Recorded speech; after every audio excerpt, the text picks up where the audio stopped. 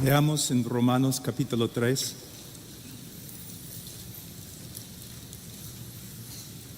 Romanos capítulo 3, versículo 23.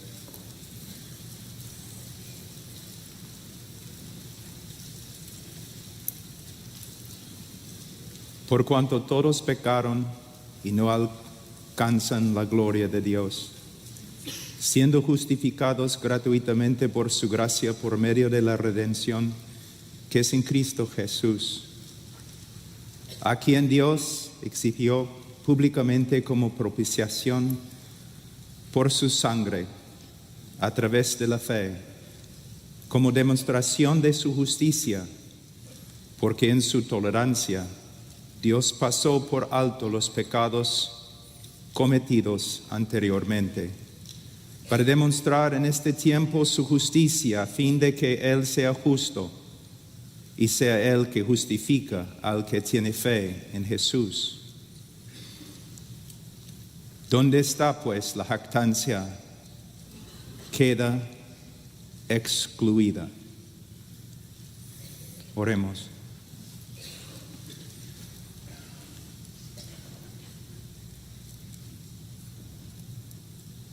Padre, te damos gracias por este privilegio de estar en este lugar, el privilegio de predicar de tu palabra,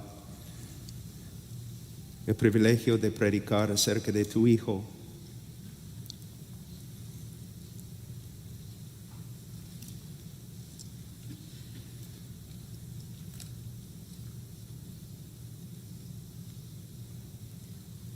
Obra entre nosotros, Señor.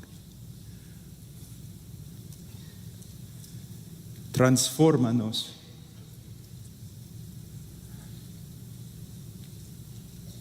A través de un mejor entendimiento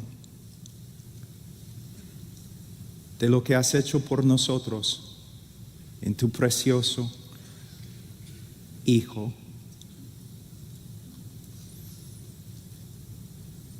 Que Él tenga preeminencia en nuestra mente, en nuestro corazón. Que vivamos, Señor, para su gloria, para su honor. Que lleguemos, Señor, a ser capaces de proclamar el Evangelio a toda criatura.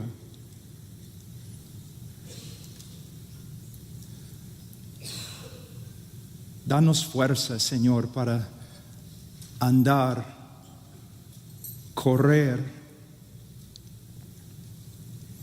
de una manera digna de nuestra vocación.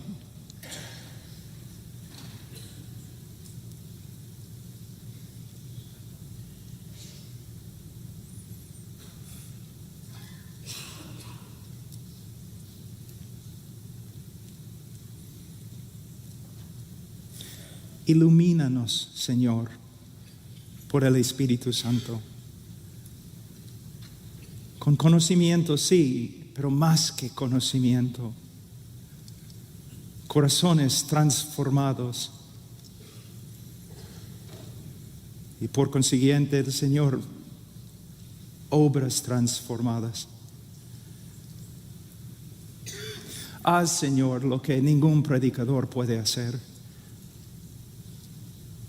Somos, Señor, tan débiles, pero tú, fuerte.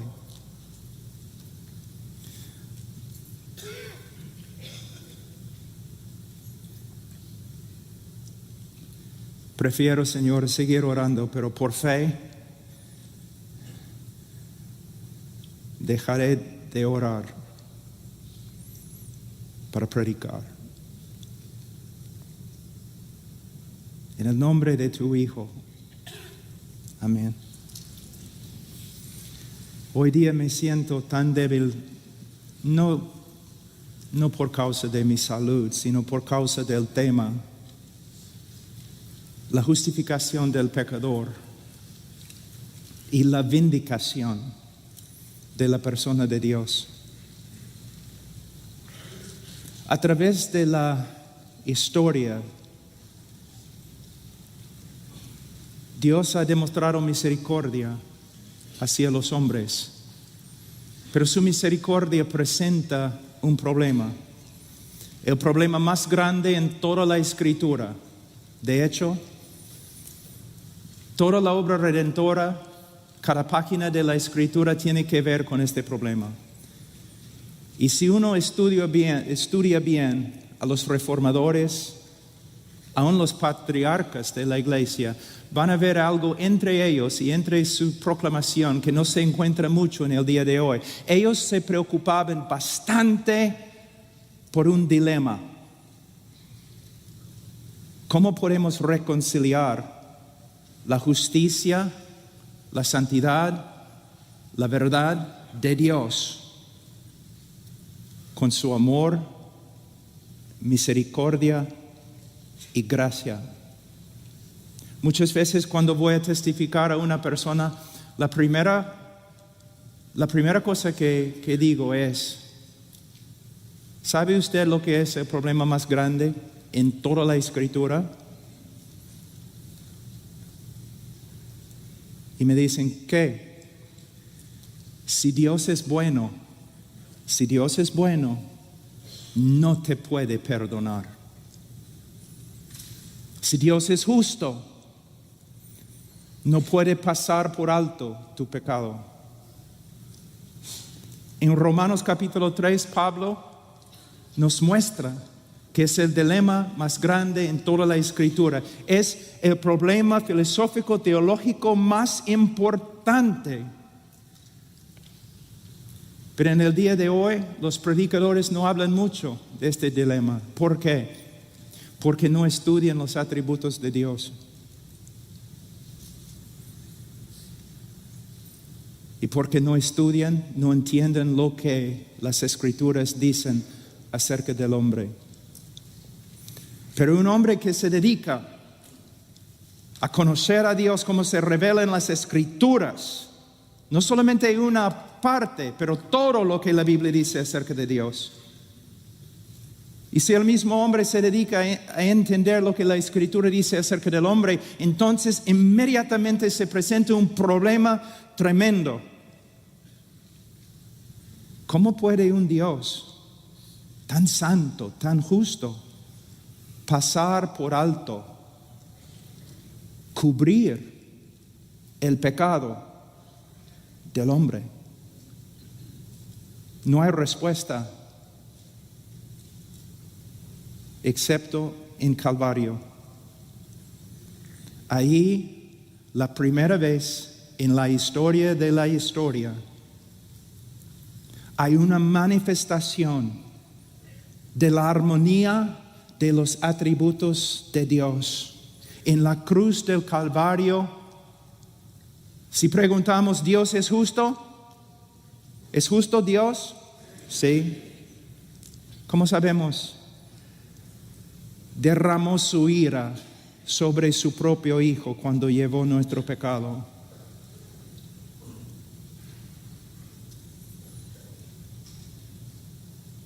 ¿Dios es amor? Sí. ¿Cómo sabemos? Su Hijo tomó el lugar del pecador y sufrió y murió en su lugar. El gran dilema. Hoy día vamos a hablar del gran dilema. En Romanos 3:23, como estudiamos ayer, la Biblia afirma que todos han pecado y por eso todos se quedan bajo la condenación de un Dios justo. En versículo 24, Pablo cambia el tema. Ahora está hablando acerca de los cristianos y él dice, siendo justificados gratuitamente por su gracia, por medio de la redención que es en Cristo Jesús. Primeramente, ¿qué significa la palabra justificación? Hermanos, en la obra misionera a veces Creo que no andamos sabiamente. Muchas veces tratamos temas tan grandes cuando nuestros hermanos, los laicos, los creyentes, ni tienen una definición correcta de las doctrinas más importantes y más simples. Si yo voy a tu iglesia, si yo pregunto al hermano más humilde en tu iglesia, define justificación, ¿puede definir justificación? Estos no son términos para teólogos, son términos para cada persona que ha sido redimida por la sangre de Jesucristo.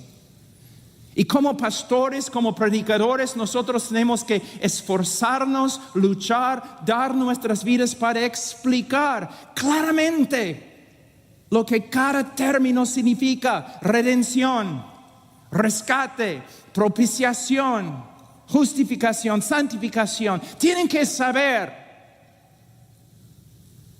Una vez yo escuché de una conferencia, creo en China, donde iban a enseñar sobre la cristología de John Owen. Está bien, maravilloso. Pero ¿cómo vas a enseñar esto cuando los hermanos ni entienden la doctrina de justificación? Tenemos que no solamente usar palabras, tenemos que definir palabras. Pero para definir palabras tenemos que saber nosotros lo que significan. Y es la lucha del predicador, no aprender a predicar a los otros teólogos, sino predicar al hombre en la congregación. Entonces Pablo dice, siendo justificados. ¿Qué significa la palabra justificación o justificar? Es un término legal o un término forense. El momento que una persona confía salvíficamente en el Señor Jesucristo, Dios lo declara legalmente justo ante Él. Y como el hermano dijo anoche, no más o menos justo. Porque ¿cuántas veces pecaron Adán y Eva antes que fueran echados de Edén? Una vez. Dios lo declara legalmente, perfectamente justo. Y a veces los hermanos dicen, qué linda definición de la justificación. No he terminado. El momento que una persona confía en el Señor Jesucristo, Dios lo declara ante Él legalmente, perfectamente justo. Y Dios lo trata como justo.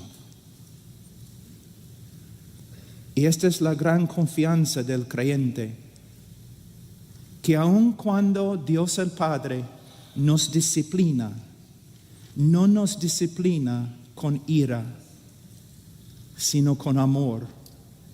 Y su disposición hacia nosotros no ha cambiado, nos ama. Porque nuestra posición ante Él es perfecta, porque se basa en la obra perfecta de nuestro Señor Jesucristo. Justificación. Entonces, Dios nos declara legalmente justo y nos trata como justos. Pero ¿cómo puede hacer eso? Porque en la cruz del Calvario, Dios imputó el pecado de su pueblo a su Hijo y lo declaró culpable y lo trató como culpable, aplastándole bajo su ira. ¿Pueden ver el intercambio?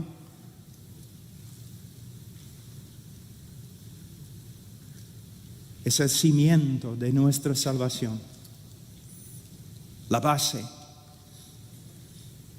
Y si la base no está bien, todo lo demás no está bien. Ahora, Pablo dice siendo justificado gratuitamente por su gracia, por medio de la redención que es en Cristo Jesús. Justificados gratuitamente por su gracia. Pablo, por supuesto, está escribiendo en griego, pero Pablo era hebreo. Cuando un judío quiere enfatizar algo, repite, repite, repite, repite, repite. Amontona un término o una frase, uno sobre la otra, para enfatizar. Pablo está diciendo, básicamente, mira lo que está diciendo, siendo justificados gratuitamente por su gracia. Es casi una repetición. Salvación es un don, es un don, es un don, es un don, es un don. No de obras, no de obras, no de obras. Ahora, la palabra gratuitamente se traduce de una palabra en griego, dorean, que significa sin causa, sin causa, gratuitamente, sin causa. En Juan capítulo 15, versículo 25, la misma palabra se usa, escucha. Pero esto sucedió para cumplir la palabra que está escrita en la ley de ellos, hablando del Mesías, sin causa me aborrecieron. Cristo nunca le dio a nadie causa para aborrecerle, nunca. Ni una razón le dio a nadie para que le aborreciere. De la misma forma, nosotros nunca hemos dado a Dios una causa para justificarnos. Solamente hemos dado a Dios una razón para condenarnos. Entonces podemos ver, la salvación es de Dios. Algo muy importante.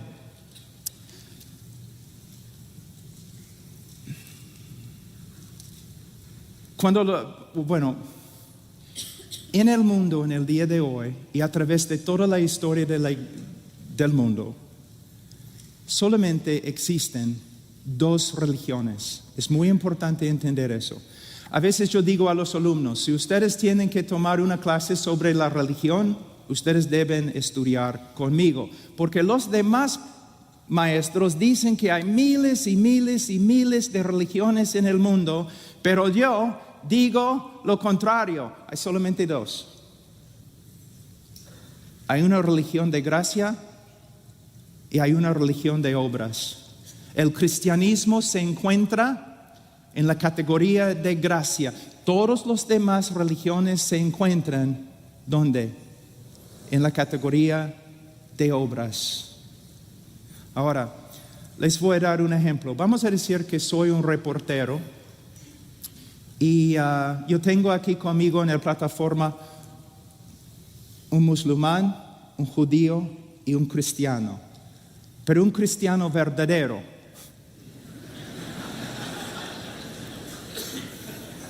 Es un animal muy raro.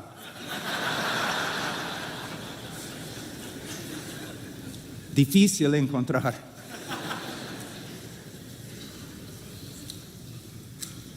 Pero cuando lo encuentras, lo sabes.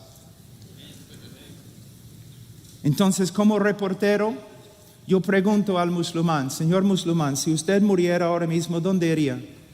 Y él me dice, al paraíso. ¿Por qué? Porque yo amo el Corán. He leído el Corán. Yo doy limosnas a los pobres. Yo he visitado los lugares santos. Yo soy hombre justo. Yo iría al paraíso. Está bien, entiendo. Señor judío ortodoxo, si usted muriera ahora mismo, ¿dónde iría? Al camino de los justos. Yo iría al paraíso, al cielo. ¿Por qué? Bueno, yo amo la ley de Dios. Yo estudio la ley de Dios. Yo busco obedecer, someterme a la ley de Dios. Soy un hombre justo. Si yo muero, yo me voy al cielo. Está bien, entiendo. Luego vengo como reportero al cristiano. Señor cristiano, si usted muriera ahora mismo, ¿dónde iría? Y él me responde con gozo, yo me iría al cielo. Y yo pregunto, ¿por qué? Y él me dice lo siguiente, en maldad he nacido y en pecado me concibió mi madre. Reconozco mis rebeliones y mi pecado está siempre delante de mí. Si el Señor tomara en cuenta mis pecados, no podría mantenerme en pie ante Él. Y como reportero yo digo, Señor, no entiendo. Al judío, sí entiendo, él va a ir al cielo porque dice que es un hombre justo, tiene mérito. Y el musulmán también, yo lo entiendo, porque él dice que es un buen musulmán, ora, limosnas, tiene mérito, es un hombre justo. Yo entiendo los dos, pero señor cristiano, yo no le entiendo. Porque usted me está diciendo que va a ir al cielo, aunque no tenga méritos,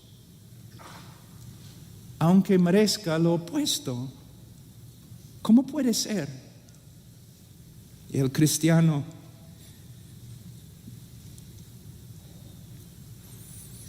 mira al reportero y dice, porque yo voy al cielo por causa de las virtudes, excelencias y méritos de otro, mi Señor Jesucristo, que vivió la vida perfecta que no pude vivir, que murió en el lugar de los pecadores y pagó la pena contra mí.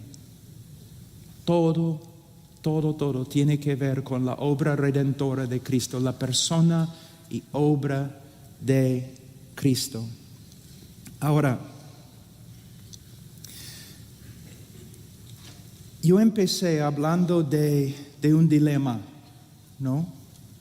Si Dios es justo, ¿cómo puede Dios perdonar al pecador? En Romanos 3, Pablo dice en versículo 26, para demostrar en este tiempo su justicia, a fin de que Él, Dios, sea justo y sea Él que justifica al que tiene fe en Jesús. Ese es el problema, el dilema que Él presenta acá.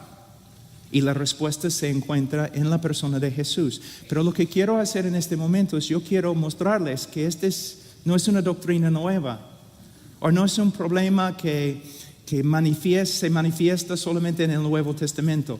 Vamos a pasar por algunos textos en el Antiguo Testamento y yo voy a mostrarles que desde la caída, esto ha sido un problema, un dilema muy importante que solo encuentra su respuesta en Jesús. Vamos a Éxodo un ratito. Éxodo 34, versículo 6. Entonces pasó el Señor por delante de él, por delante de Moisés, y proclamó: el Señor, Dios compasivo, clemente, lento para la ira, abundante en misericordia y fidelidad, el que guarda misericordia a millares, el que perdona la iniquidad, la transgresión y el pecado. Wow. Muchos teólogos, yo soy uno de ellos, cree que esta es una de las revelaciones de Dios más grande en todo el Antiguo Testamento. Igual a Isaías 6, por ejemplo. Dios baja del cielo y Dios proclama quién es. ¿Y qué dice?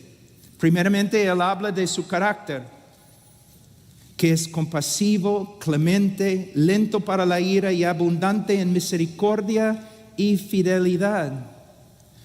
Después de hablar de su carácter, de sus atributos, Él habla de las obras que salen de sus atributos. Versículo 7, el que guarda misericordia a millares, el que perdona la iniquidad, la transgresión y el pecado. por causa de quién es, un Dios de amor, de gracia, de misericordia, que desea demostrar misericordia, ¿qué hace? Él perdona iniquidad, transgresión y pecado. Muchas veces cuando un joven comienza a estudiar la Biblia y él ve algo como iniquidad, transgresión y pecado, él trata de discernir los detalles en el significado de cada palabra, qué está tratando de decir, pero no es la manera correcta de entender este texto.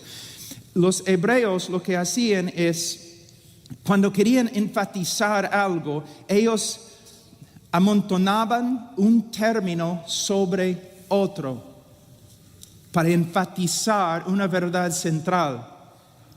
Y por medio de decir, perdona la iniquidad, la transgresión y el pecado, lo que Dios está diciendo es que Él perdona todo tipo o género de pecado. Él es un Dios abundante en gracia y misericordia y amor, y está dispuesto a perdonar todo tipo, todo género de pecado. Es lo que hace. Es un Dios que perdona. Hasta ahora todo está bien, pero llegamos a la última parte del versículo 7, que no tendrá por inocente al culpable. Si ustedes están leyendo correctamente, con discernimiento, ustedes inmediatamente deben notar una aparente contradicción. Dios se revela como el Dios que perdona todo tipo o género de pecado sin excepción, y a la vez el Dios que va a condenar y castigar todo tipo y género de pecado sin excepción. Dios perdona todos los pecados y Dios castiga todos los pecados. ¿Cómo puede ser? Parece imposible. Y es imposible hasta que entre el Señor Jesucristo y la cruz del Calvario.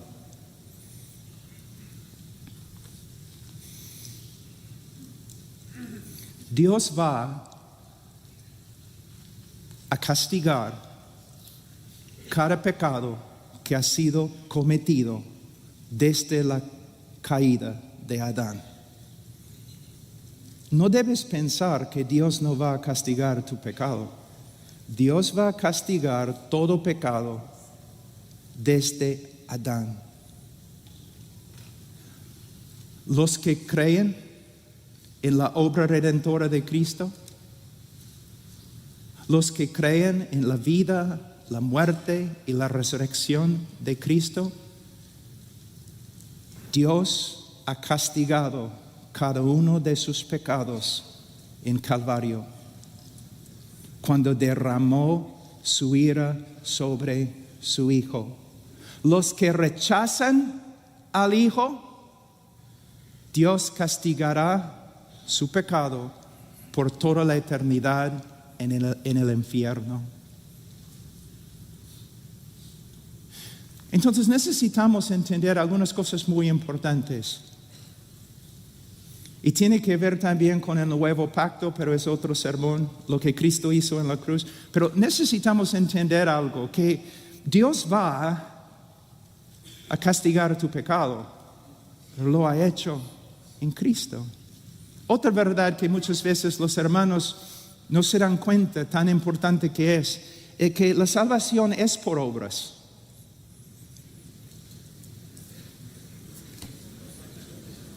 Ok, chao. No, la salvación es por obras. Hay un pacto. Hay demandas.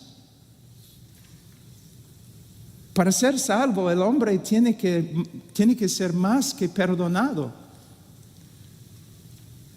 Obras. Y de una forma nosotros somos salvos por medio de las obras, pero no por medio de nuestras obras, por medio de las obras de Jesucristo a favor de nosotros. Alguien tenía que cumplir las demandas.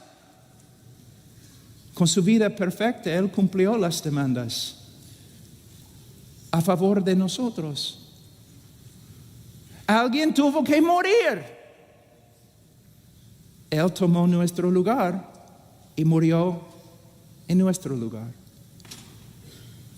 Cristo hizo todo. Hay una hermanita en nuestra iglesia que es una cristiana. Tiene fruto y ella camina con el Señor. Ay, ya están riéndose y ustedes deben venir acá y predicar en inglés.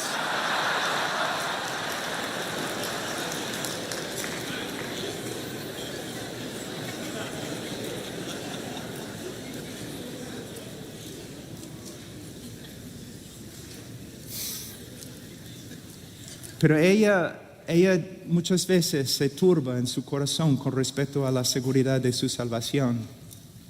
Y siempre cuando me siento con ella, yo le digo, hermanita,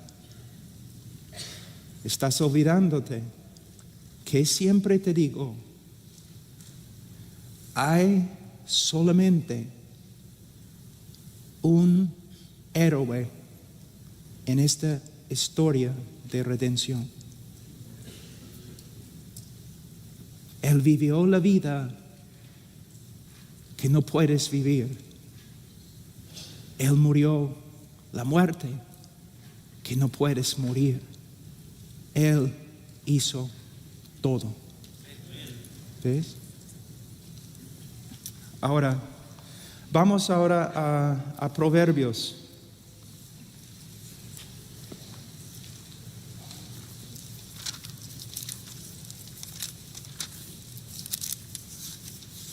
XVII.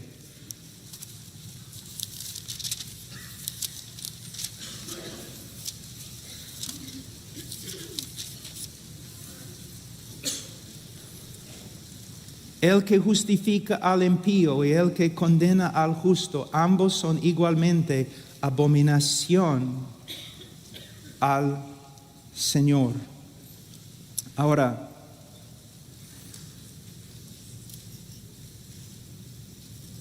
la palabra abominación, hermanos,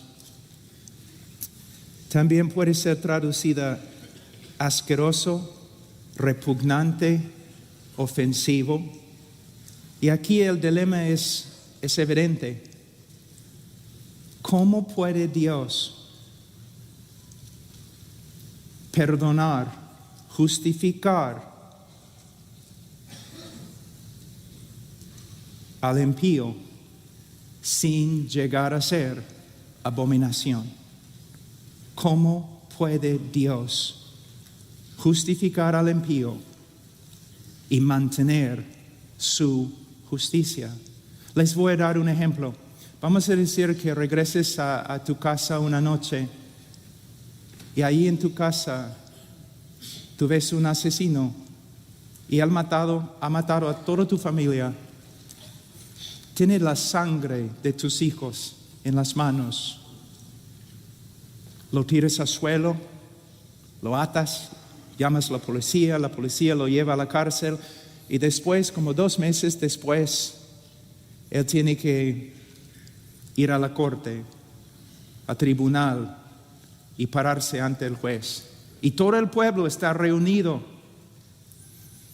en el salón para escuchar el veredicto. Tus amigos, tus familiares, todos están esperando ver justicia. Y el juez dice, soy un juez compasivo, misericordioso, lleno de amor, abundante en gracia. Y mira al criminal, al asesino que mató toda tu familia y dice, te perdono.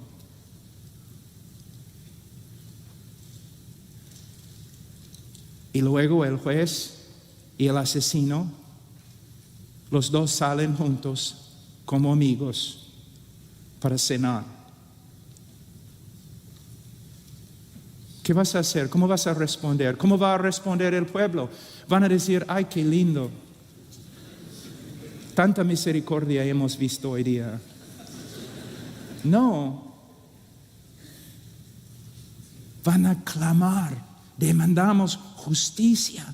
Este juez no es digno, es un criminal, peor que los criminales que él perdona, porque un juez debe hacer justicia. El hombre es una abominación. Entonces, ¿cómo puede Dios justificar al pecador sin caer bajo las mismas acusaciones? De nuevo, la respuesta se encuentra en Calvario y lo que Cristo hizo en nuestro lugar. Es como si, vamos a decir, el juez en su justicia nos mira y nos condena. En su justicia nos condena y en su amor llega a ser hombre y camina entre nosotros como el hombre perfecto. Y en la cruz toma nuestro lugar y muere bajo la ira de Dios a favor de nosotros. Solo en la cruz vemos perfectamente que Dios es compasivo, misericordioso y a la vez justo. Vamos a Salmos 32, 1-2. Cuán bienaventurado es aquel cuya transgresión es perdonada, cuyo pecado es cubierto. Cuán bienaventurado es el hombre a quien el Señor no culpa de iniquidad y en cuyo espíritu no hay engaño. ¿Ustedes pueden ver lo que David está diciendo en este momento? En los Estados Unidos, en inglés, nosotros tenemos una frase que no se traduce bien, pero decimos, cuando un juez es muy, muy corrupto, nosotros decimos que él barra la tierra o esconde la tierra, la contaminación bajo la alfombra. David está diciendo básicamente lo mismo. Dios cubre mi pecado.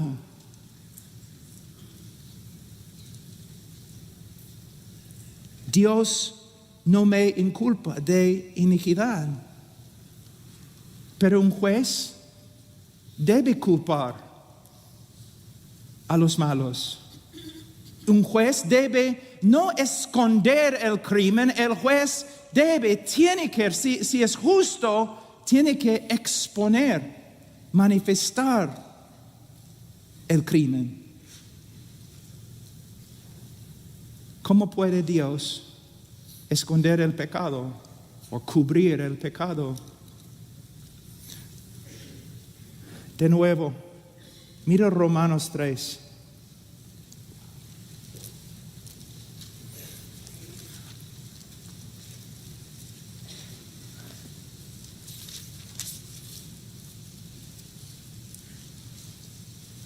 Versículo 25, hablando de Jesucristo, a quien Dios exhibió públicamente. ¿Cómo puede Dios cubrir nuestro pecado? Porque Él imputó nuestro pecado a su Hijo y lo exhibió públicamente en el centro religioso del universo.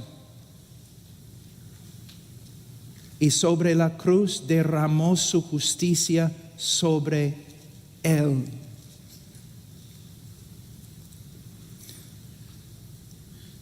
Tengo escrito acá, los que creen en Él ahora se regocijan que sus pecados han sido cubiertos para siempre, pero los que no creen en Él se avergonzarán en el día del juicio, porque sus pecados serán expuestos ante todos y para siempre. Lo que necesitamos ver es que nuestros pecados fueran expuestos y toda la vergüenza con ellos, pero expuestos en Calvario cuando Cristo sufrió en nuestro lugar. Ahora vamos a Miqueas, capítulo 7. Miqueas capítulo 7, versículo 18.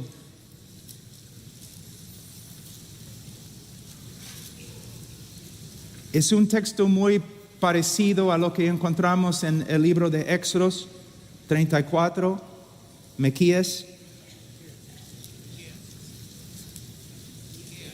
Miquea. Uno de los profetas menores que no puedes encontrar en tu Biblia. Ya.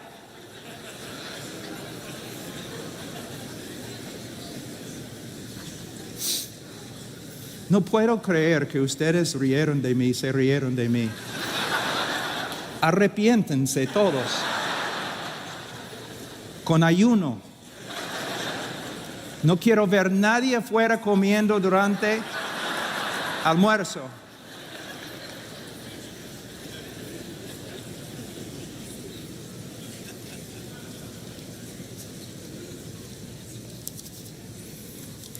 Ya no es mi problema si no pueden pronunciar el nombre de Miqueas.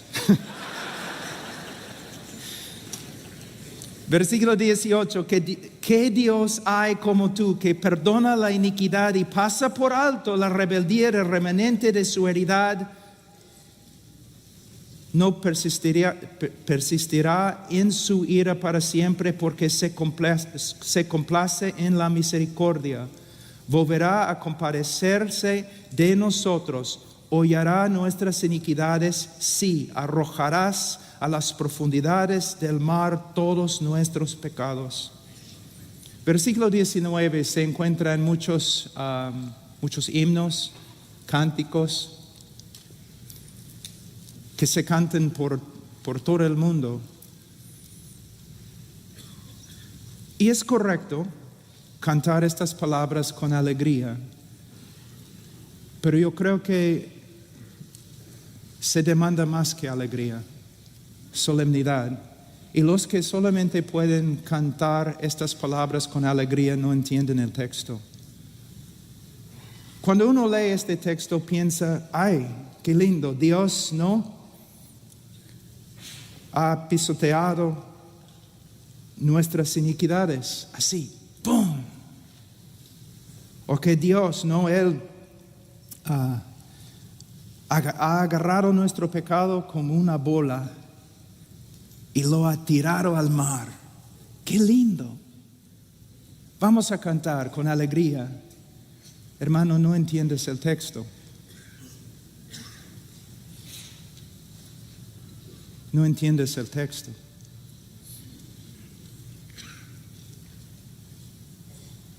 Dios agarró nuestro pecado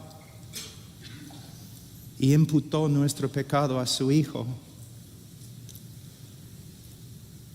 Y pisoteó su Hijo bajo su ira. Dios tomó nuestro pecado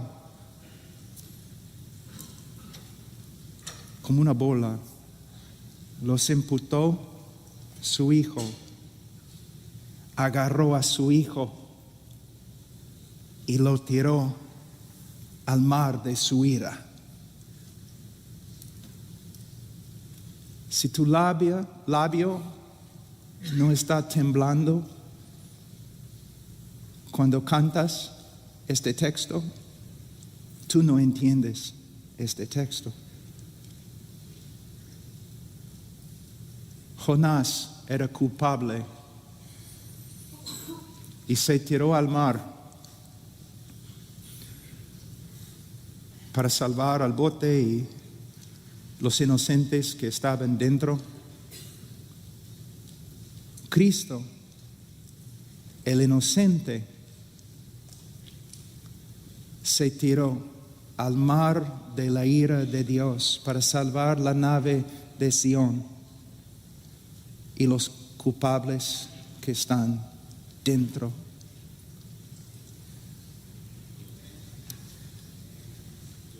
Cuando yo tenía como 27 años, algunos profesores, 24 años, Algunos profesores me preguntaron, Pablo, ¿quieres estudiar tu PhD? Sí. ¿Qué quieres estudiar? ¿El Evangelio? No, ya hemos estudiado esto. Entonces no voy a estudiar mi PhD, porque quiero dedicar mi vida a estudiar una sola cosa. No soy un hombre inteligente, vengo del campo, de una hacienda pequeña. No soy súper inteligente, no soy académico, no puedo estudiar todo en la Biblia, entonces voy a dedicarme a estudiar una sola cosa. El Evangelio. ¿Qué hizo mi Señor por mí? Ahora,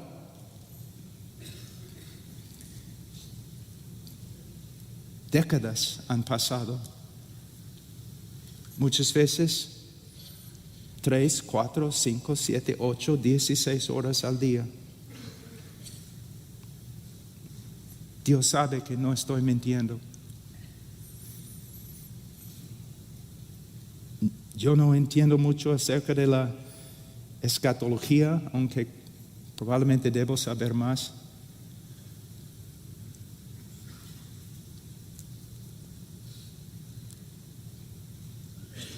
Pero el Evangelio,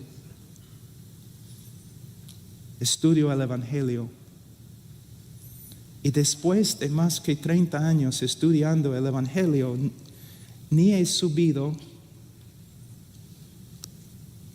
los cerros más pequeños. Algunos pastores piensan, ya entiendo el Evangelio. No entiendes el Evangelio. Mira, vamos a estar en el cielo una eternidad, y después de miles de eternidades todavía no vas a comprender todo lo que se encuentra en la obra de Cristo o la persona de Cristo.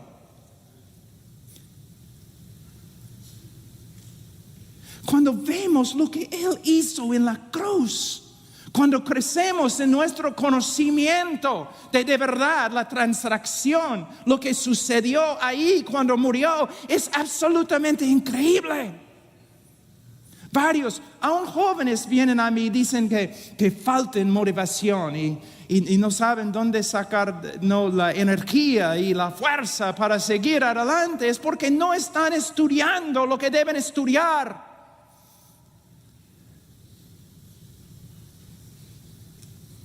La cruz y todo lo que sucedió ahí. Ahora, vamos a volver un ratito a Romanos.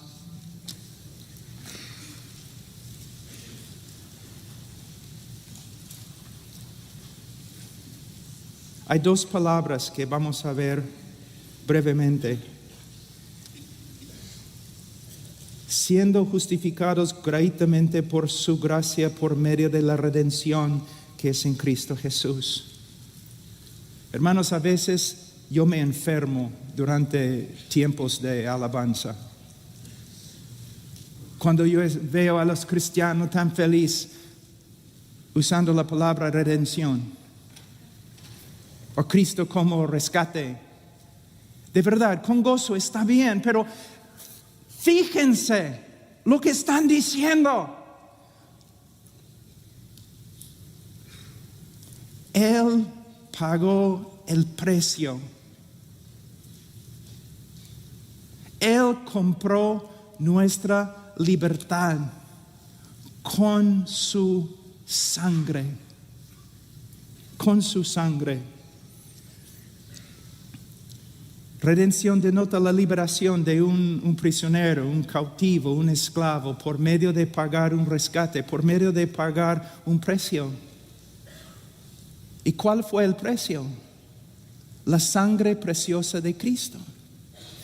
Pero hermanos, no es suficiente decir la sangre preciosa de Cristo y dejar de hablar. No es suficiente, especialmente en el mundo latino. Y mi familia viene de Croacia y los croatas son aún más católicos que ustedes. En la Iglesia Católica, la muerte de Cristo ha llegado a ser como algo romántico. Él murió como mártir. Y cuando vemos la cruz debemos decir, ay, qué pena, pobre Jesucito, que sufrió tanto. O aún los predicadores evangélicos, cuando hablan del precio que Cristo pagó, solamente hablan de sus sufrimientos físicos. No, de hecho, los sufrimientos físicos, especialmente a las manos de los gentiles, los paganos, eran parte de la maldición y lo que él tenía que sufrir. Pero si somos salvos, no somos salvos porque los romanos golpearon a Jesús.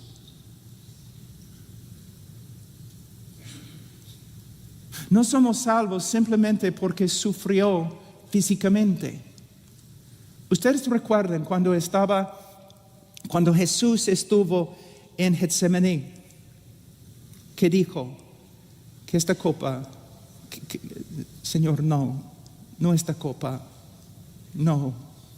En este momento, porque Jesús era Dios, pero a la vez era hombre y creció en conocimiento. En este momento, Jesús le fue revelado exactamente, perfectamente, lo que iba a tener que sufrir para nuestra redención. Y le chocó como una camioneta. ¡Pum! No. Sí. No mi voluntad, la tuya. Angustiado, orando, sudando. Y muchos predicadores evangélicos dicen, mira, él sabía los sufrimientos, los clavos, la cruz, los golpes, lo que los romanos iban a hacer a él. Y por eso está allí en Getsemaní, temblando. No. ¿Cómo puede ser que cuando nosotros leemos los libros de la historia de los mártires, muchos de los mártires fueron crucificados al revés, algunos después de crucificarlos, prendidos para que mueran así con fuego. Pero en las historias leemos que ellos fueron a la cruz cantando, como hombres, con coraje, hasta con gozo. Pero el capitán de su salvación está allí en un huerto, con angustia, diciendo no. Hermanos, es cierto, los sufrimientos físicos de Cristo eran indecibles. Yo no creo que ningún hombre haya sufrido como él sufrió físicamente. La vergüenza, más que lo que puedes imaginarte. Pero la pena de la cruz, la clave es en la cruz. Dios el Padre imputó el pecado del pueblo de Dios a él. Y todo el odio divino, toda la furia justa, todo el aborrecimiento de un Dios santo contra la maldad cayó sobre el Hijo. Hace como 4 años yo pasé varios meses estudiando solamente las 3 horas de oscuridad. Yo no creo que eran 3 horas de un cielo nublado. Yo creo que era como Egipto. ¿Por qué? Cristo tenía que ser encarcelado, encerrado en como una cárcel a solas, en la absoluta oscuridad, mientras ola tras ola de la ira de Dios caer sobre él hasta que el precio fuera pagado. Y él gritó: consumada es. Dios nos condenó y Dios, ayúdame con la palabra, Dios nos condenó y Dios absorbió la condenación en sí mismo. Dios derramó su castigo sobre nosotros y Dios, en la persona de Jesucristo, absorbió el castigo y la condenación.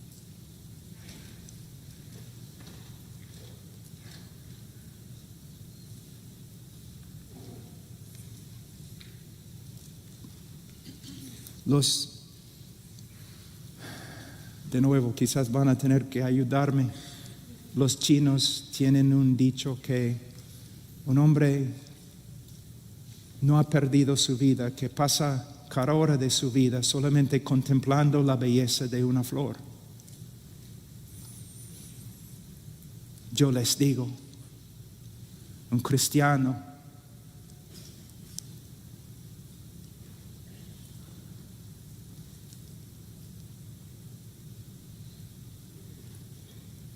no ha malgastado su vida, habiendo dedicado su vida a simplemente contemplar la cruz del Calvario. ¿Por qué algunos hermanos y hermanas en la historia de la iglesia son tan excepcionales? Nacen de la misma raíz de Adán como nosotros. Entonces, ¿cómo es que llegan a ser tan diferentes? ¿Son mejores? No. Quizás es solamente una cosa, porque habiendo estudiado personas así a través de la historia, yo he llegado a la conclusión que hay una cosa que los separa de los demás: una visión más amplia de Cristo, una visión más amplia de lo que Él hizo en la cruz del Calvario. Hermanos, pastores, predicadores, ustedes deben ser como mineros. En Perú tenemos muchas minas y mineros, y a veces es un trabajo muy peligroso, muy costoso. El minero tiene que entrar a la mina en la oscuridad, a veces a solas, en el frío, con una linterna así, buscando. Job 28, creo. Este es el trabajo del predicador. Ustedes se dan cuenta, mira, yo conozco hermanos en todas partes del mundo que aman al Señor más que yo.